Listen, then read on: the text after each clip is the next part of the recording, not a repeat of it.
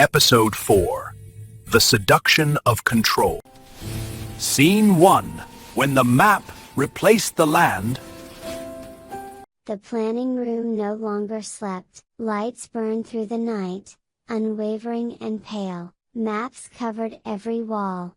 Layer upon layer of revisions, overlays pinned with precise intent. What had once been the Dreamwilds now appeared as geometry, sectors, vectors, margins of acceptable loss. Teddy had not closed his eyes in hours. He stood at the central table, shoulders squared, fur dulled by sleeplessness. His paw moved steadily across the parchment, ruler sliding with a dry, exact sound. If the river exceeds projected volume by 10%, he murmured, marking a narrow channel, Sector 4 floods. He drew a line. Solution: prevent water access to Sector 4 entirely. The conclusion satisfied him. Clean, decisive. Crisis followed crisis in his simulations. Fire, flood, migration, unrest. Each was reduced, translated, contained. He did not consider how it felt, only how it behaved. This was safety, he told himself. This was care, perfected. If everything could be anticipated, then nothing would ever spiral out of reach again. Lucy would not have to carry suffering alone. Things would never need to glow on command in place of real hope. They would be protected, quietly, invisibly, by systems that worked without hesitation. Without him, the thought steadied him further. As the hours passed, the outside world faded completely. No wind pressed against the walls, no bird song filtered through. The planning room absorbed all sound, leaving only the dry rhythm of work, pencil against paper, ruler shifting, pages turned. Each movement Teddy made had changed. His joints moved with care, but without softness. When his paw touched the map, the sound it made was no longer the muted brush of fur, but a faint, grinding scrape.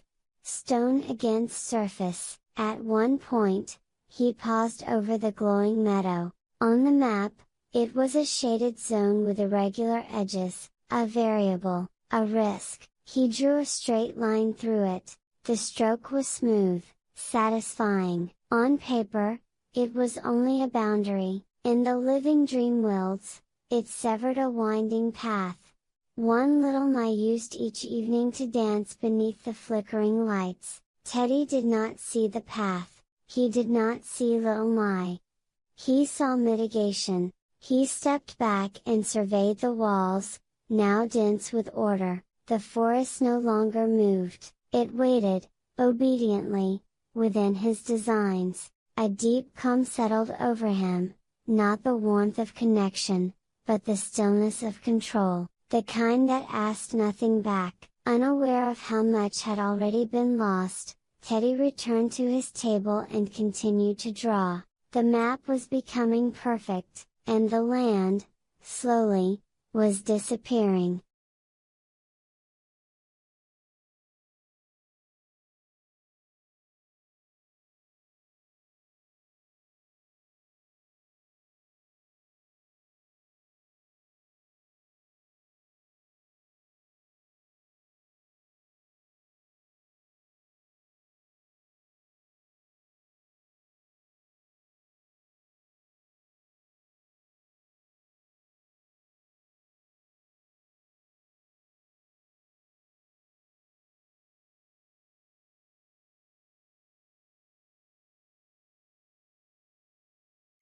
Scene 2. The Blessing of Solitude. Teddy did not hear Arkhon enter. There was no knock, no shift of air, no interruption in the steady rhythm of pencil and ruler. One moment Teddy was alone with his maps, the next, a presence stood beside him. Calm, precise, inevitable. Arkhon studied the walls in silence. His gaze moved slowly across the diagrams, the sectors, the decisive lines that tamed rivers and straightened forests. He did not recoil from their lifelessness, he did not mourn what had been simplified away. At last, he nodded, remarkably clear. Arkhon said softly, "No wasted motion, no ambiguity." Teddy straightened, uncertain whether he had been caught or commended. "These maps," Arkhon continued, resting his fingertips lightly on the edge of the table, "they frighten others, not because they are wrong, but because they are complete." He turned to Teddy then, his expression measured, almost kind. "They don't understand this burden," he said. "Lucy sees only the single tree before her, thinks he sees only the light when it flashes, but you," Arkhon gestured toward the walls, "you see the structure of the forest itself." The words settled heavily, yet warmly. "It is a lonely vision," Arkhon went on, "and that loneliness hurts, I see that, but someone must carry it, someone must stand apart, so the rest may remain together." Teddy felt something shift inside his chest, the ache he had not named. The quiet weight of being left behind was suddenly reframed, lifted, given shape. This was not exclusion, this was duty. Arkhon reached into his cloak and withdrew a slender instrument, darker than ink, colder than metal. He placed it carefully into Teddy's paw. "A sealing pen," he said, "lines drawn with this cannot be erased." Teddy turned it slowly, listening to the faint, dry sound it made as it brushed the paper. "Decisions," Arkhon continued, "must sometimes be permanent to offer true safety. Reversible choices invite doubt, doubt invites chaos." The logic was flawless. Teddy felt a quiet pride bloom. Small, controlled, steady, his isolation no longer felt like abandonment, it felt earned. He imagined himself standing unseen at the edge of every crisis, holding the line while others lived freely within it, a silent guardian, a necessary one. Arkhon stepped back, already fading into the stillness of the room. "Continue," he said gently, "they need you to remain exactly as you are." Left alone once more, Teddy returned to the table. The sealing pen moved across the map with deliberate certainty. This time, when the line was drawn, it could never be undone.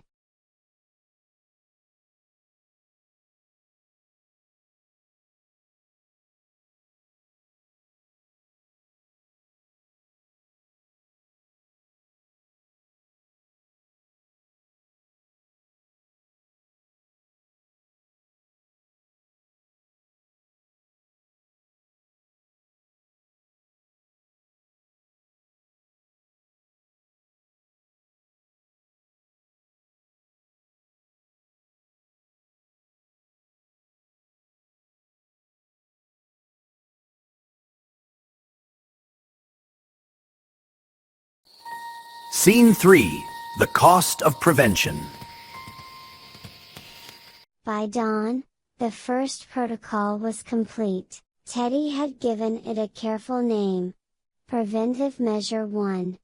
And an even more careful justification. The words were clean, reasonable, impossible to argue with. The whispering path shall be closed after sunset. Reason: unpredictable shifts in nocturnal wind currents may cause disorientation. No mention was made of stories, no mention was made of songs. Arkhon did not question the protocol, he never did. Before the sun had fully dipped below the glowing meadow, the order was already in motion. Grumpy arrived at the gate with heavy steps and heavier tools. He did not ask why, he did not look down the path.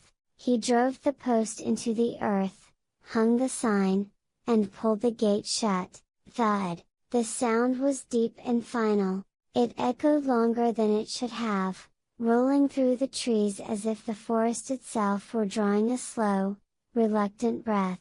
That night, no one wandered too far. No one lost their way, no one was harmed, but no one walked the whispering path either. The wind still moved through the branches, but with no ears to greet it, its stories dissolved unheard, the old murmurs, those half-forgotten truths carried only after dusk, had nowhere to land. The path lay empty, stripped of footsteps, stripped of meaning. High above, in his sealed room, Teddy watched, through the window, through the ordered frame of his world.